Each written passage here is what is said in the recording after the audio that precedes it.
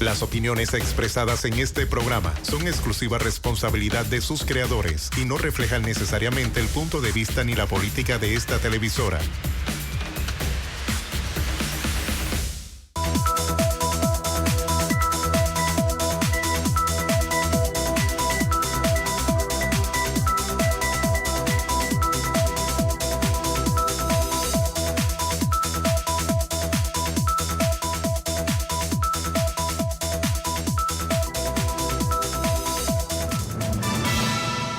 Buenas noches, Panamá. Bienvenidos a una nueva emisión del programa La Voz de Udelas. Les saluda Francisco Cedeño en compañía de Saray Morales. Buenas noches, Saray. Buenas noches, Francisco, y a todas las personas que nos sintonizan una vez más en su programa La Voz de Udela. Francisco, vamos a hablar de un tema que es bien bonito, le digo yo, porque es la estimulación temprana en esos pequeños, en los más pequeños de la casa y también en los más pequeños de la familia udelista, porque hay que destacar que la Udelas, una de sus carreras que podemos decir centro, es la estimulación temprana y la orientación familiar. También de antemano les recordamos nuestras redes sociales, en Twitter e Instagram, @UdelasOficial, y en Facebook como Udelas Universidad. Así es, pero antes de entrar en materia vamos a ver un video introductorio que hemos preparado para este tema. Brindarle al niño un espacio lleno de oportunidades de desarrollo físico, social e intelectual que le permitan conocer sus capacidades y potenciar sus habilidades. Esto es la estimulación temprana, un proceso repleto de actividades que se dan desde el nacimiento del bebé hasta los 6 o 7 años de vida, edad en la que se define la estructura del pensamiento y la personalidad del niño.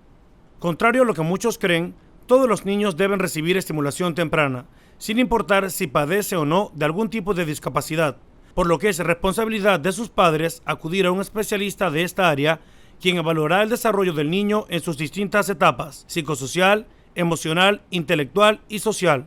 A través de las herramientas que ofrece, la estimulación temprana busca que el niño desarrolle independencia y habilidades cognitivas, sensoriales y de lenguaje. Hoy, en La Voz de Udelas, hablaremos de la importancia de la estimulación temprana para potenciar habilidades. Bien, Sara, como hemos visto, la estimulación temprana, la importancia que tiene para potenciar las habilidades de los niños, y para eso hemos traído a dos invitadas muy importantes y muy de lujo para este programa, la profesora Melissa Montaño, coordinadora de la carrera de estimulación temprana y orientación familiar de la Udelas, y a la decana de la Facultad de Educación Especial y Pedagogía, la profesora Bielka Escobar. Bienvenidas a La Voz de Udelas, y vamos a entrar de lleno en materia. Gracias. Profesora Bielka, ¿qué es la estimulación temprana para aquellos en casa que escuchan y tienden a creer que es solamente una actividad que se realiza solamente con niños que tienen algún tipo de discapacidad? Sí, buenas noches a todos. Qué gusto que hayan decidido hablar de este tema. Es un tema que todos los padres quieren que sus niños reciban estimulación temprana, pero que pues es toda una carrera en la línea de las ciencias del desarrollo infantil temprano. Mira, la estimulación temprana no es más que una serie de procesos que se estimulan en el niño a partir desde que es concebido, porque se estimula desde el vientre materno, y que a lo largo desde su momento de concepción hasta los 6, 7, 8, 9 años, se da todo ese proceso de estimulación, de fortalecimiento, todas esas capacidades sensoriales, motóricas, cognitivas, lingüísticas, que el niño recibe de manera muchas veces ordenada, si se trata de que asista a un centro de atención de la primera infancia, o de manera más familiar si el niño está en casa con su familia, padre, madre, abuela, tío, el cuidador. Bueno, lo que se pretende con la estimulación temprana es que el niño pueda, primero, en el primer escenario que es su familia, adquirir una serie de destrezas que lo van preparando paulatinamente para cuando le llegue la época de estar en un aula formal, regular, que se puede llamar, según nuestra estructura formativa en educación, desde el jardín de infancias. Usted ha hablado, profesora Bielka, de una serie de procesos que incluyen la estimulación temprana. ¿Qué procesos podemos definir uno por uno que incluyen, o qué actividades involucra la estimulación temprana, profesora Melissa? No, si bien es cierto, la estimulación temprana, el primer abordaje es la prevención, ¿no? Por eso tenemos el lema desde la concepción o mucho antes se prepara pues a toda madre que es futura gestante pueda tener los conocimientos básicos de que a través de la alimentación, la prevención, los seguimientos, los controles médicos se le pueden dar para poder que su bebé nazca en el mejor o en su momento, en las condiciones más favorables, ¿no?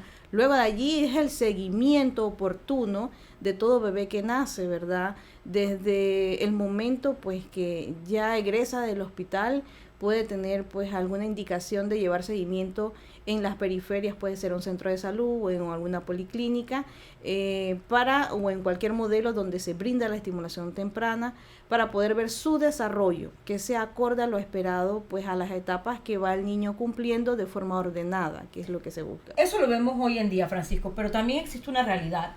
Antes estaba mucho el mito de que el niño que iba a estimulación era porque había venido con alguna discapacidad, o porque había sido un niño de pronto prematuro, o porque la mamá había tenido algún tipo de preeclampsia o algún tipo de inconvenientes dentro del embarazo. Pero ahora los estudios han dado a conocer de que no solamente esos niños son los que deben ir a una estimulación, sino que todo. Pero ¿qué pasa si de pronto al momento de nacer el niño, el pediatra o el doctor que atiende el parto no le recomienda a la mamá llevarlo? Porque puede ser que se le escape por cuestión de que los doctores andan en mil y una cosa al momento del parto y el niño se va, porque conozco casos y yo pregunto, ¿está estimulación? No, el doctor no me recomendó estimulación. ¿Qué se recomienda o qué se debe hacer?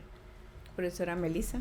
Bueno, es oportuno que cada padre pueda estar en interacción total con su niño, ¿no? Observando constantemente cómo es su desarrollo motor, como tal lo explicaba pues la profesora Bielka, cómo es el desarrollo del lenguaje, cómo interacciona con otros niños, y cuando ve algo que necesariamente no sabe el papá qué puede estar ocurriendo, pero que le llama la atención o que demuestra que algo está pasando con el niño, se acerque a buscar pues las ayudas. En primera instancia están los pediatras, que claramente el niño cuando está en las primeras etapas de vida va periódicamente cada mes a sus citas de control de crecimiento, de seguimiento, y allí se puede abordar alguna observación que tenga el papá. Rápidamente él puede hacer la referencia a un especialista de estimulación temprana para poder entonces que en este momento se dé la evaluación más formal y se pueda entrevistar a los papás de cuál es la preocupación latente que tienen, ¿no? En cuanto a algo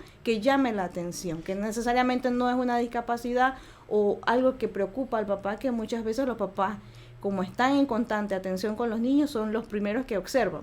Entonces sería recomendable que en el caso, como mencionó Saray, de que el pediatra se le escape, al ginecólogo decirle también igual a la madre, el padre siempre esté pendiente, se involucre en ese proceso y siempre esté como buscando la ayuda del profesional experto. Si no puede en este caso un estimulador, por lo menos con el pediatra del niño. Por supuesto que el pediatra juega un papel importante. Si la familia no tiene un pediatra de cabecera, de manera muy particular, de manera tal vez hasta privada, muchos tienen esta tendencia, están los centros de salud donde hay atención al niño desde los controles que tiene que pasar el niño. Y en el centro de salud hay un equipo fundamental que, si no es el pediatra como especialista, aunque creo que casi todos van 1 o 2 veces a la semana, también hay una enfermera que atiende el tema de apoyando el desarrollo y el crecimiento del niño, atiende, y esta enfermera tiene mucha experiencia, con ella también pueden conversar.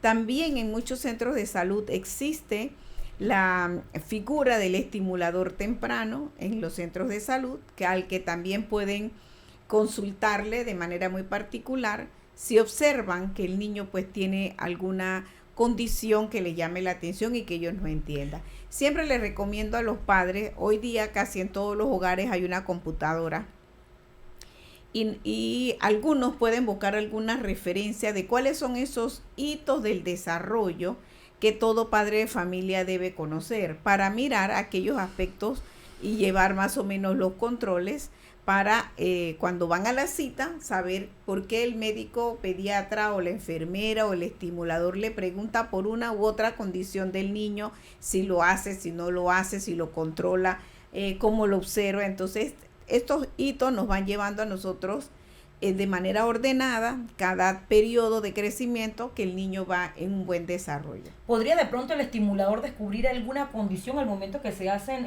las terapias? Sí, claro. ¿Cuáles son las más frecuentes? Bueno, puede ser que alguien solamente llegue por lenguaje y tenga pues algún tipo de autismo. Claramente un estimulador no puede hacer diagnóstico. Siempre es encaminar al papá a la buena búsqueda del especialista que nos pueda ayudar a descartar, porque en muchos de los casos debe estar apoyado de un neurólogo, de un psicólogo, de un pediatra en neurodesarrollo, para que nos ayude a dar un mejor abordaje a la atención del niño y enfocarlo pues a que sea de calidad, o sea, no dar un diagnóstico anticipado o muchas veces del diagnóstico del niño requiere pues o enfoca la buena atención que va a llevar en las terapias que van a seguir acompañando a ese niño. Por eso pues es importante que el estimulador como tal no diagnostica, pero acompaña a la familia a dónde buscar esa orientación adecuada que se necesita. Usted ha mencionado un caso particular que Saraya ha dicho de que puede encontrar algún tipo de discapacidad o alguna otra complicación durante el crecimiento. Profesora Villalca, ¿pero qué otras consecuencias se pueden verse reflejadas si un padre no lleva a su niño a recibir estimulación temprana? Bueno, consecuencias si no la lleva, eso depende del contexto y del seno familiar, en el contexto donde vive el niño. Si el niño, por ejemplo, como la familia tiene que salir a trabajar y ese niño tiene hermanitos más grandes que van a la escuela y ese niño se queda con una persona y esa persona pues desconoce cuáles son estos procesos en los que hay que hacer la estimulación, cómo es el abordaje, y el niño se mantiene aislado de una serie de condiciones óptimas para su desarrollo. Siempre es recomendable, ese niño puede, en ese contexto de privado, de condiciones socioculturales, puede ser que no se alimente bien, puede ser que esté descuidado, puede ser que no lo lleven a colocarse las vacunas correspondientes, puede ser que ese niño cuando lleguen los hermanitos tampoco conviva y juegue con los hermanitos. Entonces ese niño se va aislando de una serie de eventos de convivencia básicamente y de desarrollo motriz y de lenguaje, y tal vez quede al margen de ver televisión solamente. Que ahí va ese punto, porque ahora parece, profesora, disculpe, que hay como un nuevo estimulador, el teléfono o las tablets. Agarra la tablet y que se estimule con la tablet. El lenguaje no se puede estimular con un aparato electrónico, que es lo que usted está diciendo. Sí, entonces, bueno, este niño obviamente va perdiendo algunas habilidades que tiene que ir desarrollando y no se le van estimulando, y ese niño va a requerir después una intervención de un estimulador temprano si está en el rango de la edad de estimularse. Lo que debe ocurrir aquí, que Panamá debe promover mucho, es la creación de centros de atención a la primera infancia en todos los puntos donde hay concentración, y no solamente un centro, varios centros, porque la madre tiene que ir a trabajar. ¿Con quién va a dejar el niño o la niña? ¿A quién va a recurrir en un momento determinado? ¿Al cuidado de sus otros hermanitos o de una abuelita de edad adulta mayor que no es capaz de tener mucha agilidad? Entonces ese niño va a estar allí al cuidado de esa persona. La tendencia es que se vayan generando la creación con el apoyo de los gobiernos locales, mayor surgimiento de los centros de atención a la primera infancia, como en el pasado ocurrió, y que la mujer trabajadora se iba y regresaba y llevaba a su niño a casa porque estaba segura de que su hijo había sido bien cuidado y que atendido. Cuentan precisamente con los profesionales de esta área. Bien, Sara, ya es momento de irnos al primer cambio. Recuerden que puede dejar sus comentarios en nuestras redes sociales, en Facebook como Udelas Universidad y en Twitter e Instagram como @UdelasOficial. Ya volvemos.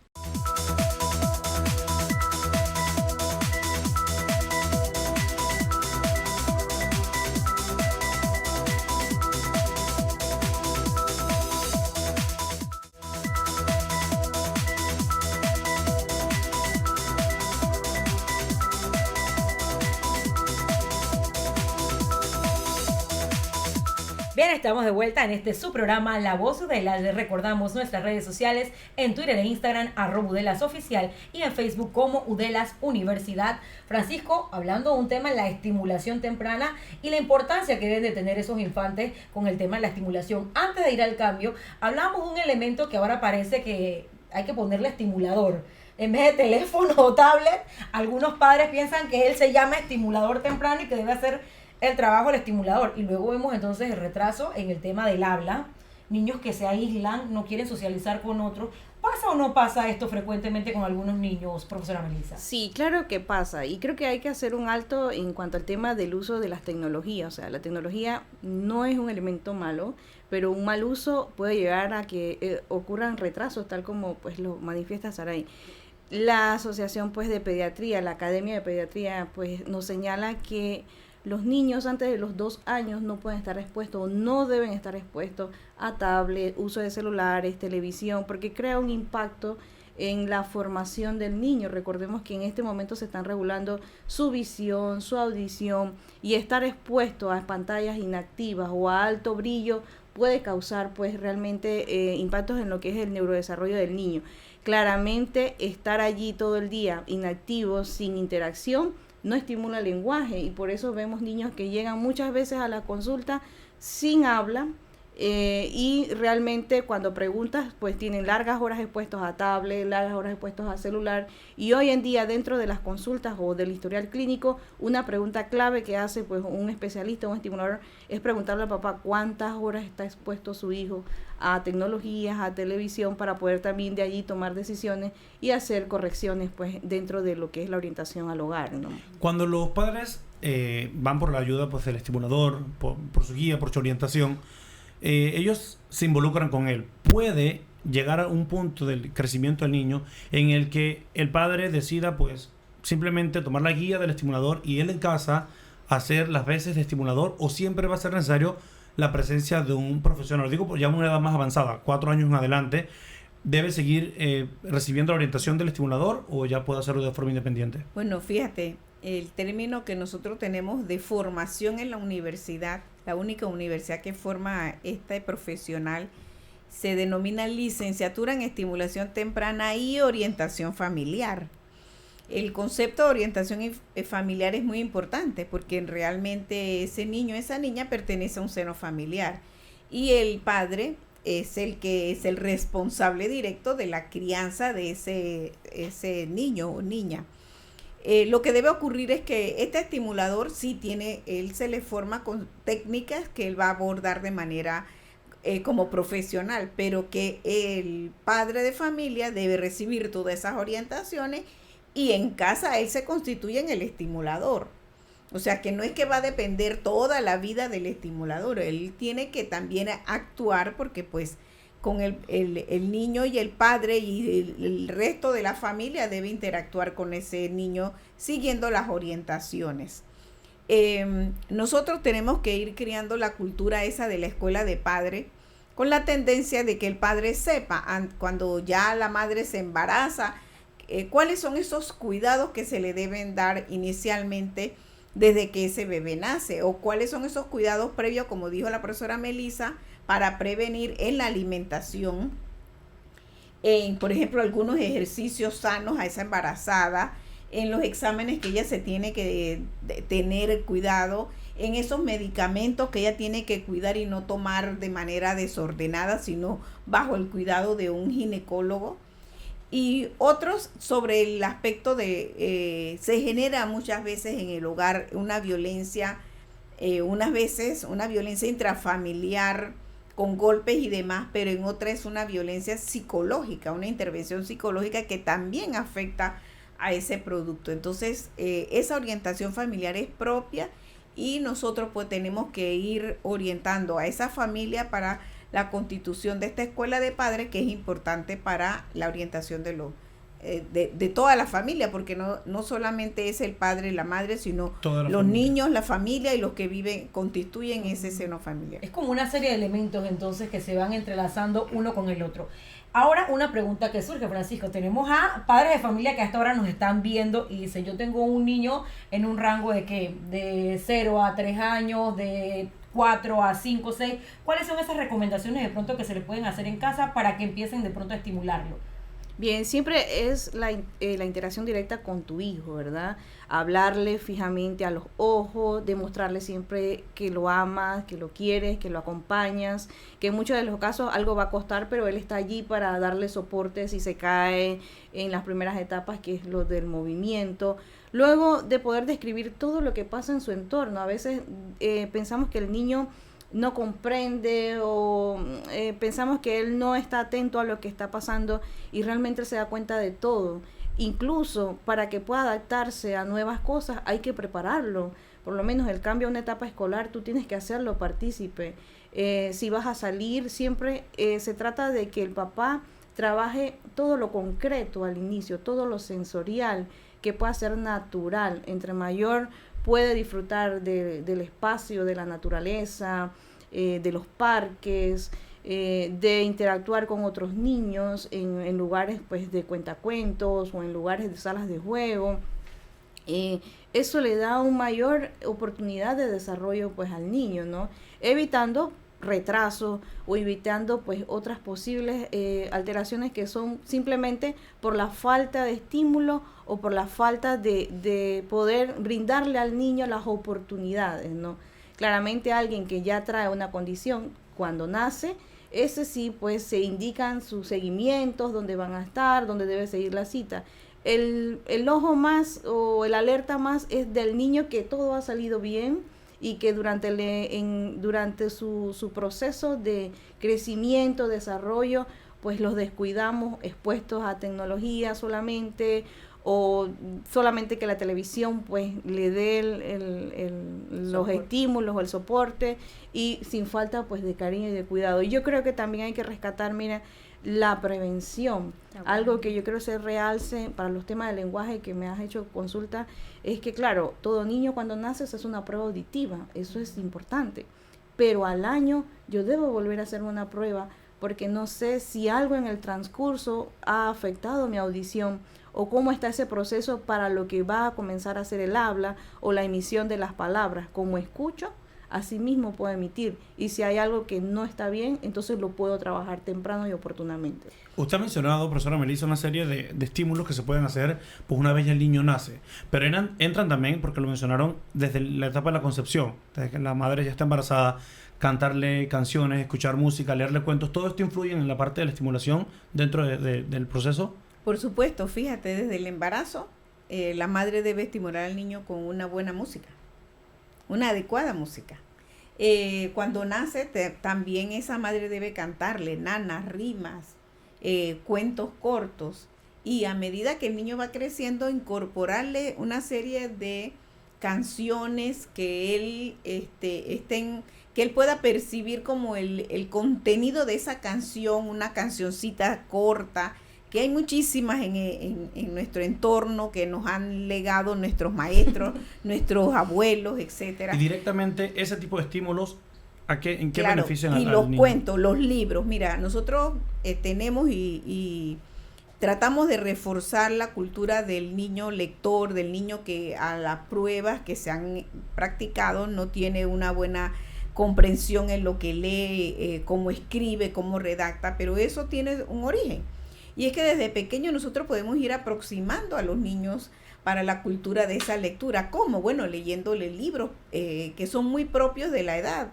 No, el libro para un niño de 1 año no es el mismo libro para el niño de 3, 4 años. Son más imágenes, pocas palabras. Pero eso nos va a llevar al desarrollo de un buen lenguaje. El niño va incrementando su vocabulario, va comprendiendo de esas escenas y va imitando ese lenguaje. Entonces, eso es propicio en los hogares que es dedicarle calidad de tiempo a ese niño.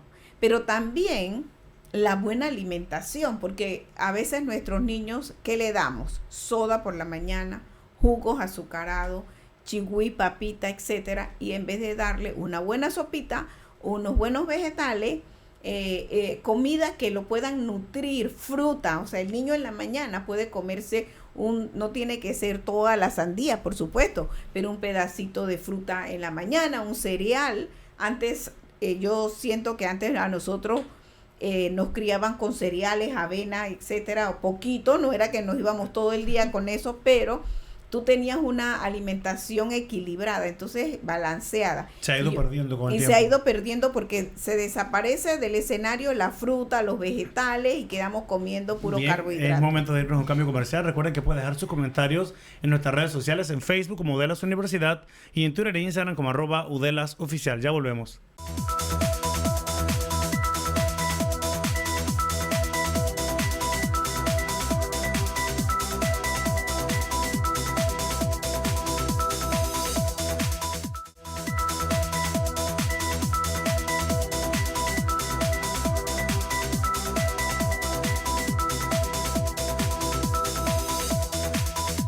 Bien, estamos de vuelta con más de La Voz de Udela Saray, hoy hablando sobre la importancia de la estimulación temprana para potenciar las habilidades de los niños, y se nos incorpora a la mesa la estudiante María Celis de Estimulación Temprana y Orientación Familiar. Ella está en 7º semestre, ya en la etapa final de la carrera. Bienvenida, María.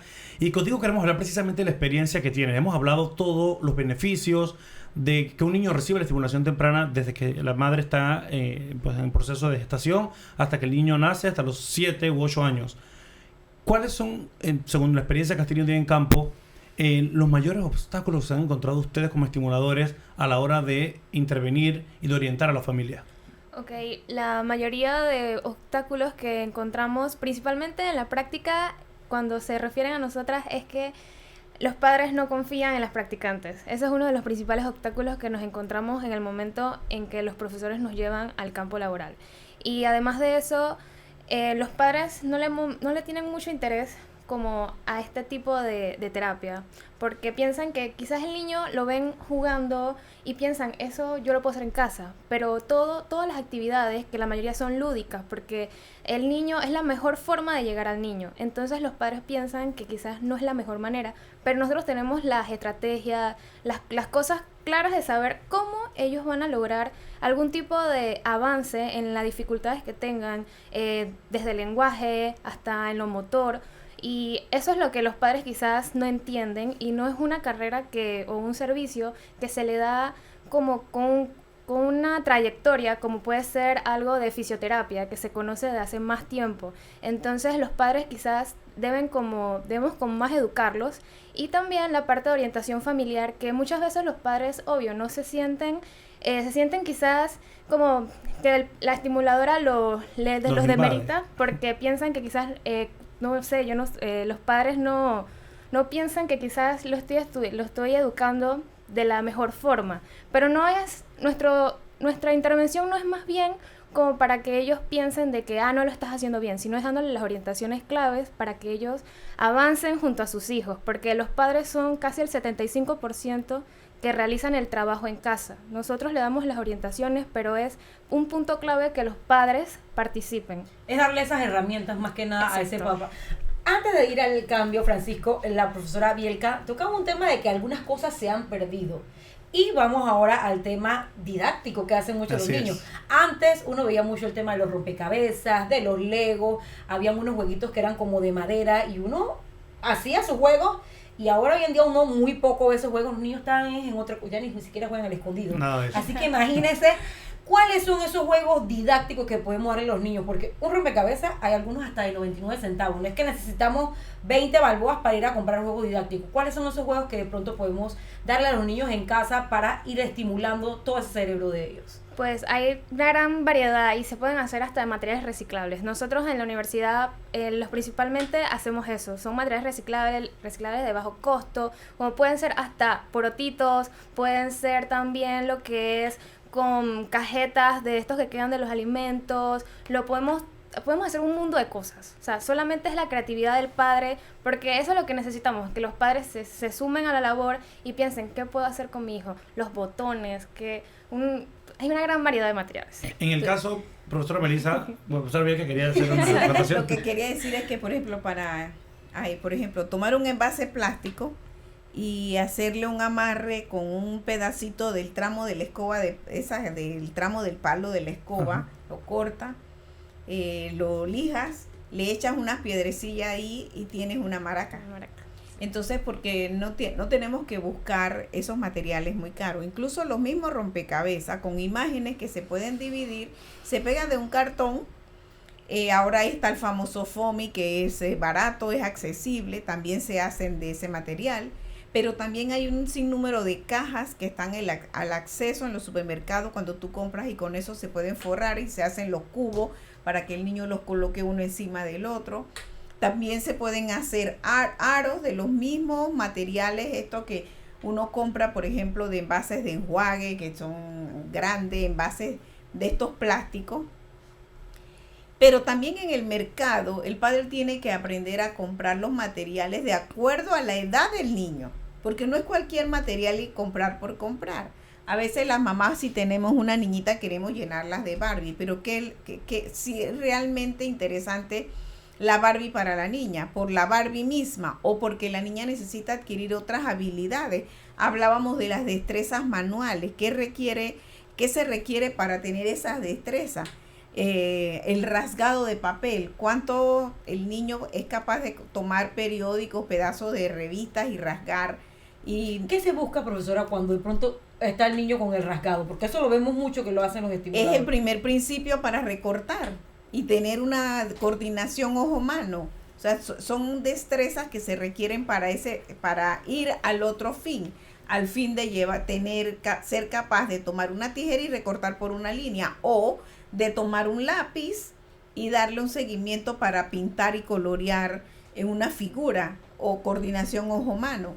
Entonces, hay mucho material en el mercado, es verdad, pero nosotros tenemos que dosificarlo de acuerdo a la edad del niño. ¿Qué queremos lograr con ese juguete que estamos comprando? Los juguetes, por ejemplo, con los carritos estos con pedales, los triciclos. Ese es un juguete necesario para el desarrollo motor del niño. La profesora Bielka hizo énfasis en el tema de las edades. Profesora Melissa, ¿cómo ustedes como estimuladores pueden clasificar la cantidad de actividades que pueden desarrollar los niños según la edad?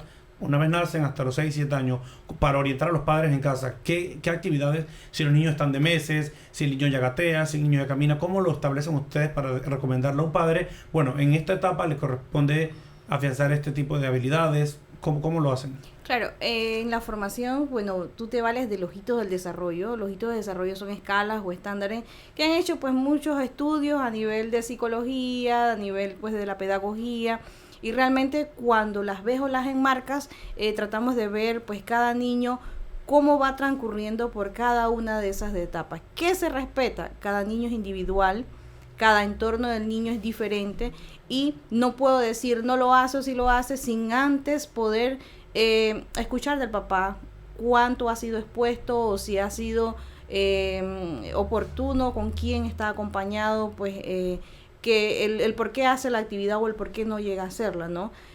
Luego pasa un proceso de que usted brinda el estímulo y hace un periodo de observación para poder decir, ok, no lo está haciendo, ya esto es alguna alerta que debo referir a otro lugar.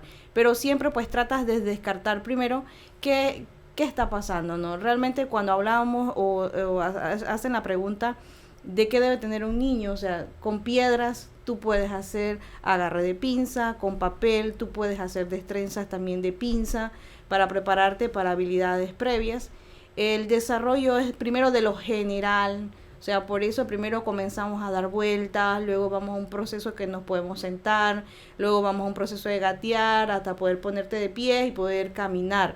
En el camino entonces vas aprendiendo las manipulaciones, la línea media en los bebés, poder transferir un objeto de una mano a otro, luego poder tomar objetos y colocarlos dentro de una caja, dentro de una taza, seguidamente poder llegar hasta destrezas más finas que son ensartar, enhebrar, quizás las más superiores. Pero ¿a qué edad más o menos empieza con el tema del ensartar y el cortar? Porque yo no puedo darle a un niño de 2 años que me ensarte. No. Claro, ¿a qué edad más o menos? Cortar después de los 3 años.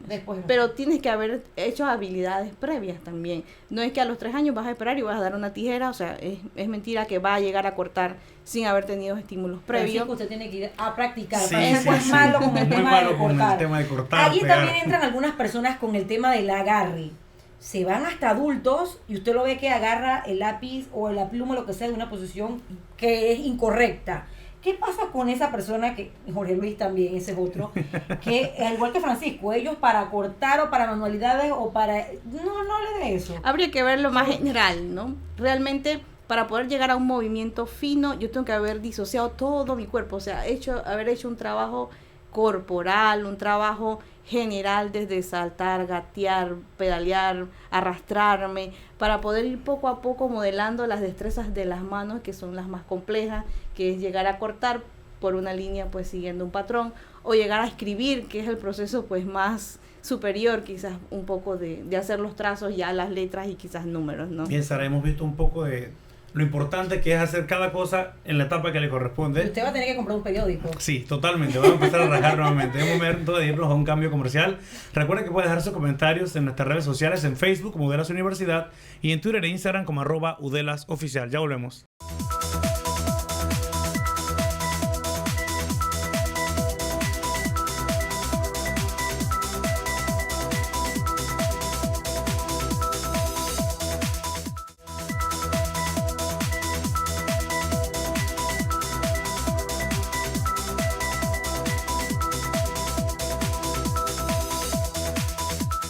Bien, estamos de vuelta ya en la parte final, Francisco, del programa La Voz de Udelas. Las redes sociales en Twitter e Instagram, @UdelasOficial, en Facebook como Udelas Universidad. Definitivamente que usted y muchos de los que están en casa podrán estar, que vamos a empezar a comprar el periódico y ir rasgando la motricidad. Otros también, como decía la profesora Melissa, nada más con una piedrita. O sea, no es ni cuestión de que usted tiene que irse a la luna a buscar nada.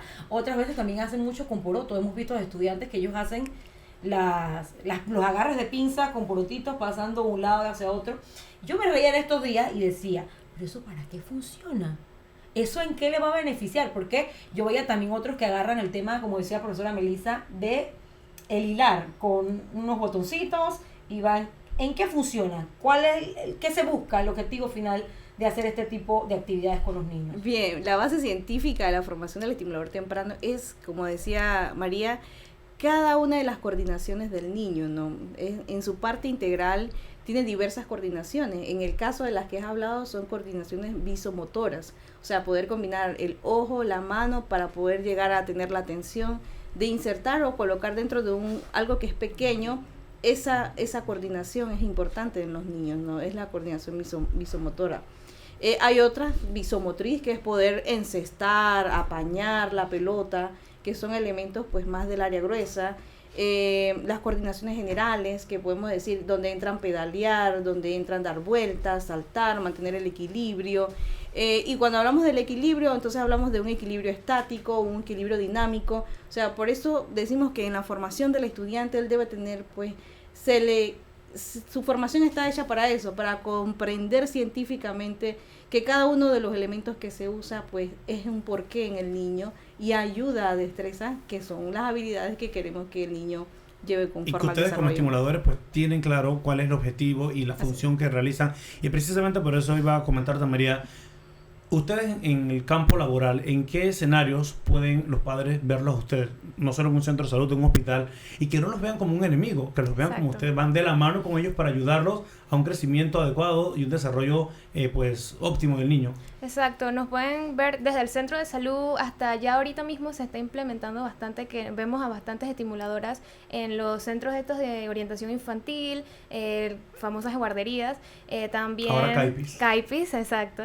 Entonces nos vemos en eso, también hay muchísimas clases privadas, se da también el servicio privado, si usted no quiere que su niño lo vea en la escuela, quizás en la escuela la estimuladora tampoco le puede brindar como el tiempo individual porque son muchos niños, de forma privada se puede hacer y el niño recibe una evaluación y una sesión privada y personalizada según la dificultad que pueda tener o simplemente para así como potenciar sus habilidades y prácticamente eso. Hoy en día se ve más lo que es el servicio privado y en el sistema académico. ¿Ven los padres esos resultados una vez terminan la serie de terapias que ustedes realizan? Sí, ese es el objetivo, que el padre al final sea el principal participante de que vea que su hijo ha avanzado, pero como les digo, es una participación estimulador niño-padre. Mira, yo quisiera hacer también pues un llamado de la importancia del estimulador temprano, ¿no? Nuestra ley es sumamente joven, a partir del 2008.